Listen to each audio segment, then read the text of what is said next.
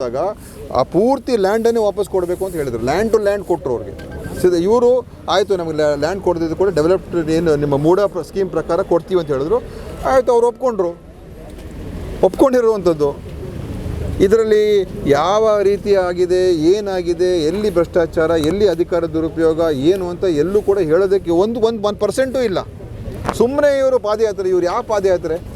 ಆ ಮೂಡ ತೀರ್ಮಾನದಲ್ಲಿ GT ದೇವೇಗೌಡರು ಇದ್ದಾರೆ, ರಾಮದಾಸ್ ಇದ್ದಾರೆ, BJPಯ ಚೇರ್ಮನ್ ಇದ್ದಾರೆ, BJP ಗೌರ್ಮೆಂಟ್, ಅದು BJPಯ ಸರ್ಕಾರ ಇತ್ತು, BJPಯ ಬೋರ್ಡ್ ಇತ್ತು. ಈ ಥರ ಎಷ್ಟು ಜನರು ಕೊಟ್ಟಿದ್ದಾರೆ? ಇವರೊಬ್ಬರಿಗೆ ಕೊಟ್ಟಿರೋದಾ? ಈ ಥರ ಎಷ್ಟು ಜನರಿಗೆ 50-50 ಸ್ಕೀಮಲ್ಲಿ ಎಷ್ಟು ಜನರಿಗೆ ಕೊಟ್ಟಿದ್ದಾರೆ? ಅದು ಪಾಲಿಸಿ ಆಫ್ ಮೂಡ ಅಲ್ಲ ಸರ್. ಈಗ ಒಂದು ಕಡೆಯಿಂದ ಪಾದಯಾತ್ರೆಗೆ ನೀವು ಅವರಿಗೆ ಪರ್ಮಿಷನ್ ಕೊಟ್ಟಿದ್ದೀರಿ, ಪಾದಯಾತ್ರೆ ಮಾಡೋದು ಅವ್ರ ಹಕ್ಕು ಅಂತ ಹೇಳಿ. ಇನ್ನೊಂದು ಕಡೆಯಿಂದ ಕಾಂಗ್ರೆಸ್ ಎಲ್ಲೆಲ್ಲೇ ಅವ್ರದ್ದು ಪಾದಯಾತ್ರೆ ನಾವು ಹೇಳ್ತೀವಿ, ಅಲ್ಲಿ ಸಭೆಗಳನ್ನು ನಾವು ಮಾಡ್ತೀವಿ. ಯಾಕೆಂದರೆ ಇವರಿಗೆ ನೈತಿಕತೆ ಇದೆ ಅಂತ. ಯಡಿಯೂರಪ್ಪನವ್ರ ಮೇಲೆ ಕೇಸ್ ಈಗಲೂ ನಡೀತಾ ಉಂಟು. ಪೋಕ್ಸೋ ಕೇಸ್ ನಡೀತಾ ಇದೆ, ವಿಜೇಂದ್ರ ಮೇಲೂ ಕೇಸ್ ನಡೀತಾ ಉಂಟು. ಇವರೆಲ್ಲರೂ ಕೂಡ ಬೇಕಾದ ಹಗರಣಗಳಿದೆ, ಅದೆಲ್ಲವನ್ನು ಆಚೆ ತರ್ತೀವಿ ನಾವು. ಇವ್ರ ಮೇಲೆ ಏನೇನು ಪ್ರಕರಣಗಳಿದೆ ಅದೆಲ್ಲವನ್ನು ಕೂಡ ಈಗ ಬಿಡದಿಲೂ ಹೇಳ್ತೀವಿ, ರಾಮನಗರದಲ್ಲೂ ಹೇಳ್ತೀವಿ, ಚನ್ನಪಟ್ಟಣದಲ್ಲೂ ಹೇಳ್ತೀವಿ. ಇವರು ಬರೋಕ್ಕೆ ಒಂದು ದಿವಸ ಮುಂಚೆ ನಾವು ಜನರಿಗೆ ಹೇಳ್ತೀವಿ. ಮದ್ದೂರಲ್ಲಿ ಹೇಳ್ತೀವಿ, ಶ್ರೀರಂಗಪಟ್ಟಣದಲ್ಲಿ ಹೇಳ್ತೀವಿ, ಮೈಸೂರಿನಲ್ಲಿ ಹೇಳ್ತೀವಿ. ಮೈಸೂರಲ್ಲಿ ದೊಡ್ಡ ಸಭೆನೇ ಮಾಡ್ತೀವಿ, ಲಕ್ಷಾಂತರ ಜನ ಸೇರಿ ಸಭೆ ಮಾಡ್ತೀವಿ. ಇವರಿಗೆ ಯಾವ ನೈತಿಕತೆ ಪಾದಯಾತ್ರೆ ಮಾಡೋಕ್ಕಿದೆ ಅಂತ ಮತ್ತು ಎಲ್ಲಿ ತಪ್ಪಾಗಿದೆ ಅಂತ ಹೇಳುವಂಥದ್ದು. ಯಾರು ತಪ್ಪು, ಎಲ್ಲಿ ಕಾನೂನು ಬಾಹಿರವಾದಂಥ ಕ್ರಮ ಸಿದ್ದರಾಮಯ್ಯ ಅವರು ಮಾಡಿದ್ದಾರೆ, ಏನು ಮಾಡಿದ್ದಾರೆ ಅದನ್ನು ಹೇಳಬೇಕಲ್ಲ ಸರ್. ಈಗ BJPಯವರು ಆರೋಪ ಮಾಡ್ತಿದ್ದಾರೆ, ಅಂದರೆ ಮೊನ್ನೆ ಅಶೋಕ್ ಅವರು ಭೇಟಿ ಕೊಟ್ಟಂಥ ಸಂದರ್ಭದಲ್ಲಿ ರಾಜ್ಯಕ್ಕೆ ಏನು ನೆರೆ ಪರಿಹಾರಕ್ಕೆ ಏನು ಬಿಡುಗಡೆ ಮಾಡಲಿಲ್ಲ, ಕೇಂದ್ರದ್ದೇ ಹಣ ಕೊಡ್ತಿದ್ದಾರೆ ಅಂತ ಹೇಳುವಂತಹ. ನೋಡ್ರಿ, ಸುಮ್ಮನೆ ಅಶೋಕ್ ಅವ್ರಿಗೆ ಬಾಯಿಗೆ ಬಂದಾಗ ಮಾತಾಡ್ತಾರಪ್ಪ.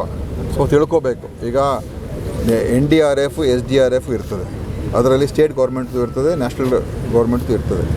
ಆ ಕಾಂಟ್ರಿಬ್ಯೂಷನ್ ಪ್ರಕಾರ ನಾವು ದುಡ್ಡನ್ನು ಕೊಡ್ತಾ ಇದ್ದೀವಿ.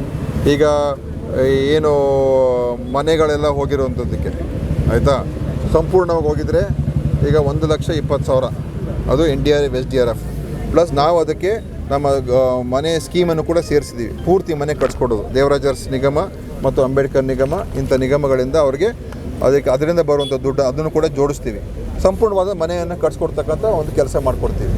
ಅದ್ರ ಜೊತೆಯಲ್ಲಿ ಏನು ಈ ಭಾಗಶಃ ಅದು NDRF ಇದ್ರ ಪ್ರಕಾರ ಏನು ಬರುವಂಥದ್ದು 6,500 ರೂಪಾಯಿ, 6,000 ಏನೋ ಬರ್ತದೆ. ನಾವು ಅದಕ್ಕೆ ಇನ್ನೊಂದು 42,500 ಸೇರಿಸಿ 43,500 ಸೇರಿಸಿ ಅವರು 6,500 ತೊಗೊಂಡು ನಮ್ಮ ರಾಜ್ಯ ಸರ್ಕಾರ 43,500 ಮಾಡಿ 50,000 ಎಲ್ಲ ಭಾಗಶಃ ಮನೆಗಳಿಗೆ 50,000 ಕೊಡೋದಕ್ಕೆ ನಾವು ಮಾಡಿದ್ದೀವಿ. 6,500 ಅಲ್ವಾ? 6 ನಮ್ಮದು 42,500. ಸೊ 43,500. ಸೊ 50,000 ಕೊಡೋದಕ್ಕೆ ನಮ್ಮ ಸರ್ಕಾರ ತೀರ್ಮಾನ ಮಾಡಿದೆ. ಮನೆಗಳು ಪೂರ್ತಿ ಕಟ್ಸ್ಕೊಡೋದಕ್ಕೂ ಕೂಡ ನಾವು ಮಾಡಿದ್ದೀವಿ. ಹಿಂದೆ ಅವರಿದ್ದಾಗ 5 ಲಕ್ಷ ರೂಪಾಯಿ ಅಂತ ಕೊಟ್ಟರಲ್ಲ, ಅದರಲ್ಲಿ ಬೇಕಾದಷ್ಟು ಅವ್ಯವಹಾರಗಳಾಗಿದೆ. ಅದಕ್ಕೋಸ್ಕರನೇ ಅದು ಆ 3 ಏನು ಇತ್ತು, ಫಸ್ಟು 3 ಥರ ಮಾಡಿದರು. 10,000 5,000 ಮನೆಯಲ್ಲಿ ನೀರು ನುಗ್ಗಿದ್ರೆ 5,000 ಹಾಂ 5,000ಕ್ಕೆ NDRF ಅಮೌಂಟ್ ಸರ್.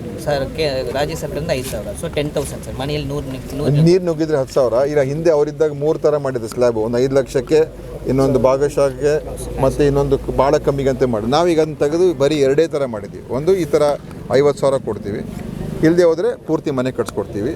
ಮತ್ತು ಅನಧಿಕೃತ ಆಗಿದ್ದರೆ ಅದಕ್ಕೇನು ಡಾಕ್ಯುಮೆಂಟ್ಸ್ ಇಲ್ಲದೆ ಹೋದರೆ ಅವ್ರಿಗೆ ನಾವು 1 ಲಕ್ಷ ರೂಪಾಯಿ ಕೊಡ್ತೀವಿ. 1 ಲಕ್ಷ ರೂಪಾಯಿ ಅವ್ರಿಗೆ ಪರಿಹಾರ ಕೊಡ್ತೀವಿ. ಇದು ನಾವು ಮಾಡಿದ್ದೀವಿ. ಯಾಕೆಂದರೆ ಇದು ನೋಡಿ ಮಾಡಿರೋದು. ಅವರು ದುರುದ್ದೇಶದಿಂದ ಮಾಡಿದರೆ ನಾನು ಅವ್ರಿಗೆ ಹೇಳ್ತಾ ಇಲ್ಲ. ಅಂದರೆ ಅದು ದುರುಪಯೋಗ ಆಯಿತು. ತುಂಬ ಕಡೆ ಅದು ದುರುಪಯೋಗ ಆಗಿ ಅದು ಮನೆಗಳು ಸಣ್ಣ ಪುಟ್ಟದಕ್ಕೆಲ್ಲ 5 ಲಕ್ಷ ತೊಗೊಂಡ್ಬಿಟ್ಟಿದ್ದಾರೆ. ಯಾಕೆಂದರೆ ಗೌರ್ಮೆಂಟ್ ಸ್ಕೀಮ್ ಇರೋದೇ ರೀಕನ್ಸ್ಟ್ರಕ್ಷನ್ಗೆ 5 ಲಕ್ಷ ಇಲ್ಲ.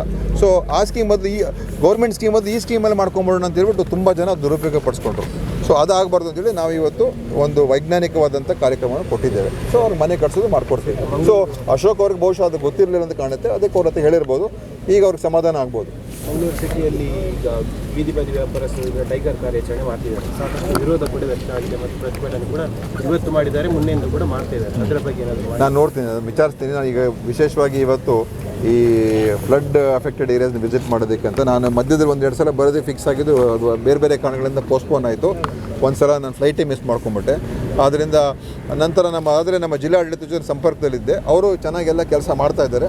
ಸೊ ಏನೇ ಒಂದು ಈ ವಿಚಾರದಲ್ಲಿ ನಾವು ನಮ್ಮ ವ್ಯವಸ್ಥೆಗಳನ್ನು ಸಾಧ್ಯ ಆದಷ್ಟು ಮಟ್ಟಿಗೆ, ಯಾಕಂದರೆ ಪ್ರಕೃತಿ ವಿಕೋಪ ಎಲ್ಲವನ್ನೂ ನಮ್ಮ ಯಾರ ಕೈಲೂ ಮಾಡೋಕ್ಕಾಗಲ್ಲ. ಆದರೆ ಸಾಧ್ಯ ಆದಷ್ಟು ಮಟ್ಟಿಗೆ ನಾವು ನಮ್ಮ ಜನರಿಗೆ ನೆರವನ್ನು ನೀಡುವಂಥದ್ದು, ಸಹಾಯವನ್ನು ಮಾಡುವಂಥದ್ದು, ಅವ್ರ ಜೊತೆ ನಿಲ್ಲುವಂಥದ್ದು ಖಂಡಿತವಾಗಿ ನಾವು ಮಾಡ್ತೀವಿ. ಹೆಚ್ಚಿನ ವಿಡಿಯೋಗಳಿಗೆ ಪ್ರತಿಧ್ವನಿ ಯೂಟ್ಯೂಬ್ ಚಾನೆಲ್ ಸಬ್ಸ್ಕ್ರೈಬ್ ಮಾಡಿ, ಬೆಲ್ ಐಕಾನ್ ಕ್ಲಿಕ್ ಮಾಡಿ.